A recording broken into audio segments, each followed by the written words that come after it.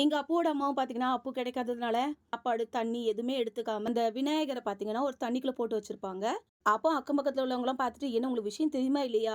அப்போ கடத்தின விஷயத்துல Rakshitha police arrest பண்ணியிருக்காங்கன்னு" சொல்லியிருந்தா. இங்க நம்ம ரக்ஷித் ஸ்டேஷனுக்கு வந்ததுமே லலிதா பார்த்தீங்கன்னா, வெளிய விட பார்த்தீங்கன்னா, ரக்ஷித் கிட்ட வந்து, "நீ தான் ஏதோ என் பொண்டாட்டி பண்ணிட்ட." உண்மைய சொல்லுன்னு சொல்ல சொன்னா, உடனே ரக்ஷித்தும் பார்த்தீங்கன்னா, "அப்போ நான் எதுக்காக கடத்த போறேன்? கடத்துறதுக்கு தான் எனக்கு எந்த ஒரு காரணமே இல்லையே." அப்படின்னு சொல்லிட்டு இருக்கும்போது, அப்போட அம்மாவும் பார்த்தீங்கன்னா வந்துட்டு, "உங்களுக்கு காரணம் இருக்கு. போகும்போது கடைசியா அப்போ உங்க கூட தான் நின்னுருக்கா. நான் தான் அந்த வீடியோ பார்த்தேன்னு" சொல்லியும், ரக்ஷித் பார்த்தீங்கன்னா, அப்போ கோர்ட்லேருந்து வந்தது என்ன பார்க்க தான் வந்தா. இப்போ கோர்ட்ல போயிட்டு இருக்க பிரச்சனையெல்லாம் நான் இனிமே உங்ககிட்ட வேலை செய்ய மாட்டேன்னு சொல்லியும், நான் தான் சமாதானப்படுத்தி அப்போ கொண்டு விட்டுட்டு போனேன். மத்தபடி ஒண்ணும் தெரியாதுன்னு சொன்னாலும், லலித்தும் பார்த்தீங்கன்னா நடிக்காதுன்னு சொன்னது மட்டும் இல்லாம, போலீஸ்கிட்டயும் எதுக்காக இவங்கிட்ட பேச்சு பேசிட்டு இருக்கீங்க? இவன் வீட போய் சர்ச் பண்ணுங்க. கார் எல்லா இடத்துலயும் போய் ஃபர்ஸ்ட் தேடி பாருங்கன்னு சொல்லுவாங்க.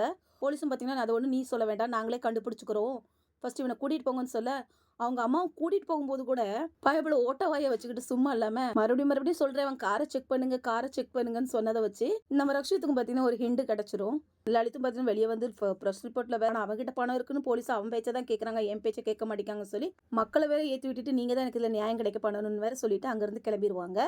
அதே நேரம் இங்க ரக்ஷித்தும் பார்த்தீங்கன்னா, விவானுக்கு கால் அப்பா எப்படி இருக்காங்கன்னு விசாரிச்சது மட்டும் இல்லாம, எல்லாத்தையும் பார்த்தீங்கன்னா யோசித்து பார்த்துட்டு, அதுவும் கரெக்ட்டா லலித் என்ன சொல்லியிருப்பான், காருன்னு சொல்லியிருப்பான் இல்லையா? ஸோ அதுன்னு மைண்ட்ல வச்சு, அவங்க அண்ணன் மோகித் கிட்ட பார்த்தீங்கன்னா, அப்போ இருக்கிற இடம் எனக்கு தெரிஞ்சு போச்சு.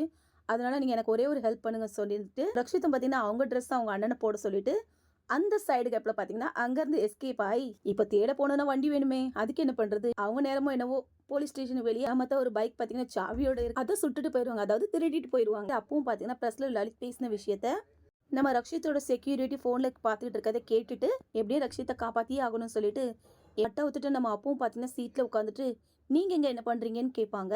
இப்ப நான் உங்ககிட்ட ஒரு கேள்வி கேட்கேன். அப்போ நீங்க இங்க என்ன பண்றீங்கன்னு யார பார்த்து கேட்டிருப்பாங்க? ரக்ஷிதா இல்ல லலிதா? நீங்களே மறக்காம கமெண்ட் பண்ணுங்க.